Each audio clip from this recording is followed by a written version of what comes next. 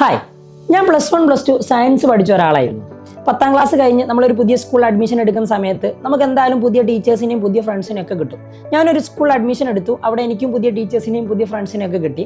സ്വാഭാവികമായിട്ടും നമ്മളൊരു പുതിയ ക്ലാസ്സിൽ കയറി ചെല്ലുമ്പോൾ ടീച്ചേഴ്സ് വരുമ്പോൾ അവർ നമ്മളോട് ചോദിക്കും, 10ാം ക്ലാസ് ഒക്കെ കഴിഞ്ഞതല്ലേ, നിങ്ങൾക്ക് എത്ര മാർക്ക് ഉണ്ടായിരുന്നു, എത്ര A+ കിട്ടിയിട്ടുണ്ടായിരുന്നു ഒക്കെ. അപ്പോൾ നമ്മുടെ ക്ലാസ്സിൽ ടീച്ചർ വന്ന് നിങ്ങൾക്ക് എത്ര ആൾക്കാർക്ക് ഫുൾ A+ ഉണ്ട് എന്ന് ചോദിച്ച സമയത്ത് 2 ആൾക്കാരായിരുന്നു കൈ പൊന്തിച്ചത്. ആൺകുട്ടികളിൽ കേട്ടോ, പെൺകുട്ടികളിൽ കുറച്ച് കുട്ടികളും ആൺകുട്ടികളിൽ 2 ആളും.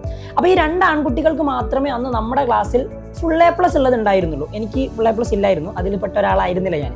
ആ ഒരു സമയത്ത് അങ്ങനെ അവർ ഒരു സ്റ്റാർ ആയിരുന്നു. ഫുൾ A+ ഒക്കെ കിട്ടി വന്ന ആൾക്കാരല്ലേ, സ്വാഭാവികമായിട്ടും ടീച്ചേഴ്സിൻ്റെ ഇടയിൽ അവർക്ക് ഒരു ഇംപ്രഷൻ ഉണ്ടാവും. അപ്പോൾ അവർ നല്ല സ്റ്റാർ ആയിരുന്നു ഞങ്ങളുടെ ക്ലാസ്സിൽ. പക്ഷേ ഇതൊന്നും അല്ല പ്രശ്നം. +1 കഴിഞ്ഞു, +2 കഴിഞ്ഞു, 2 വർഷം കഴിഞ്ഞ് +2 റിസൾട്ട് വന്നതിന് ശേഷം ഞങ്ങളുടെ ക്ലാസ്സിൽ കുറേ കുട്ടികൾക്ക് ഫുൾ A+ കിട്ടി. +2 നല്ലതുപോലെ പഠിച്ച ഒരുപാട് കുട്ടികൾക്ക് ഫുൾ A+ കിട്ടി. പക്ഷേ ഈ ഫുൾ A+ കിട്ടിയവരുടെ ലിസ്റ്റിൽ ആദ്യം 10ാം ക്ലാസ്സിൽ നിന്ന് ഫുൾ A+ കിട്ടി അവരുണ്ടായിരുന്നില്ല. അവരെക്കാളും, അതായത് സ്വാഭാവികമായിട്ടും നമ്മുടെ ക്ലാസ്സിൽ ഒരു ആവറേജ് മാർക്ക് കിട്ടിയ കുട്ടികളെക്കാളും വളരെ താഴെയായിരുന്നു ഈ 10ാം ക്ലാസ്സിൽ ഫുൾ A+ കിട്ടി വന്ന ആ 2 കുട്ടികൾ. ഇതിന് കാരണമായിട്ട് നിങ്ങൾക്ക് എന്താ തോന്നുന്നത്? 10ാം ക്ലാസ് പോലെ ഈസി ആയിട്ട് പഠിച്ച് മാർക്ക് സ്കോർ ചെയ്യാൻ പറ്റിയ ഒരു സിലബസ് ആണോ +1 +2 ഉള്ളത്? അല്ല. എൻ്റെ ഈ ഫ്രണ്ട്സിനും പറ്റിയത് ഇത് തന്നെയായിരുന്നു. ഇവർ 10ാം ക്ലാസ്സിൽ എങ്ങനെയാണോ പഠിച്ചത് അതേ ശൈലിയിൽ തന്നെ +1 +2 പഠിക്കാൻ നോക്കി. അവർ വിചാരിച്ച മാർക്കിലേക്ക് എത്താൻ പറ്റിയില്ല, അല്ലെങ്കിൽ അവർ വിചാരിച്ച ഗ്രേഡിലേക്ക് എത്താൻ പറ്റിയില്ല. അപ്പോൾ എന്താണ് ഈ 2 നമ്മുടെ 10ാം ക്ലാസ്സിൽ നിന്നുള്ളതും അല്ലെങ്കിൽ +1ലേക്ക് എത്തുന്നതും സംഭവിക്കുന്ന മാറ്റങ്ങൾ എന്തൊക്കെയാണ്? സിലബസ് മാറുന്നത്. സിലബസ് മാറുന്നതിനനുസരിച്ച് നമ്മുടെ എഫേർട്ട് നമ്മൾ കൂട്ടേണ്ടതായിട്ടുണ്ട്.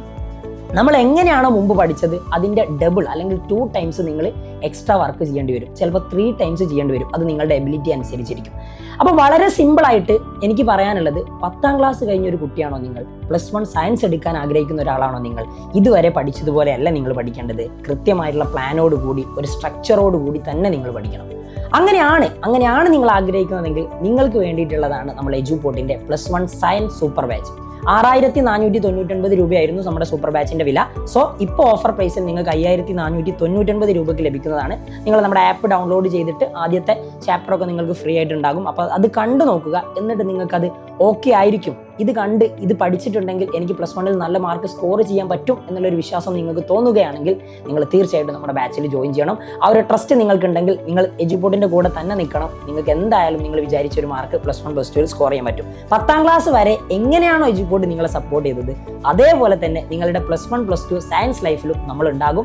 തീർച്ചയായിട്ടും നിങ്ങൾക്ക് വേണ്ട എല്ലാ സപ്പോർട്ടും നമ്മൾ തന്നിരിക്കും. നമ്മുടെ ബാച്ചിൽ ജോയിൻ ചെയ്യേണ്ട നമ്പറും കൂടി ഞാൻ ഇവിടെ താഴെ കൊടുക്കുന്നുണ്ട്. നിങ്ങൾക്ക് എന്തെങ്കിലും സംശയം ഉണ്ടെങ്കിൽ ഈ നമ്പറിൽ കോൺടാക്ട് ചെയ്താൽ മതി. നിങ്ങൾ ഇനിയിപ്പോൾ റിപ്പീറ്റ് ചെയ്യണമെന്ന് ആഗ്രഹിക്കുന്ന ആൾക്കാരാണെങ്കിൽ, അല്ലെങ്കിൽ നീറ്റോ ജെഇഒ സ്വപ്നം കണ്ട് നടക്കുന്ന ആൾക്കാരാണെങ്കിൽ നിങ്ങൾക്ക് വേണ്ടിയിട്ടുള്ള സ്പെഷ്യൽ ബാച്ചുകളുണ്ട്, നീറ്റ് ജെഇ ബാച്ചുകളുണ്ട്. അവിടെ നിങ്ങൾക്ക് ജോയിൻ ചെയ്യാം. അതിനു വേണ്ടിയുള്ള നമ്പർ, സെയിം നമ്പർ ഇതിൽ നിങ്ങൾ കണക്ട് ചെയ്തിട്ടുണ്ടെങ്കിൽ നിങ്ങൾക്ക് ഡീറ്റെയിൽസ് കാര്യങ്ങളൊക്കെ അവർ പറഞ്ഞു തരുന്നതായിരിക്കും.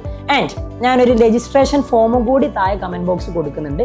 നിങ്ങൾ ആ രജിസ്ട്രേഷൻ ഫോം കയറിയിട്ട് നിങ്ങളുടെ പേരും നമ്പറൊക്കെ അടിച്ച് ജോയിൻ ചെയ്യാനും പറ്റുന്നതാണ്. സോ എന്ത് ഡൗട്ട് ഉണ്ടെങ്കിലും നിങ്ങൾ ഈ നമ്പറിൽ കണക്ട് ചെയ്യുക. ബാക്കിയുള്ള കാര്യങ്ങളൊക്കെ അവർ പറഞ്ഞുതരും. അപ്പോൾ 10ാം ക്ലാസ് പോലെ എങ്ങനെ നിങ്ങളുടെ കൂടെ എജുപോർട്ട് ഉണ്ടായിരുന്നോ അതേപോലെ തന്നെ ഇനിയുള്ള ദിവസങ്ങളിലും അല്ലെങ്കിൽ ഇനിയുള്ള വർഷങ്ങളിലും ഉണ്ടാകുമെന്ന് പറഞ്ഞുകൊണ്ട്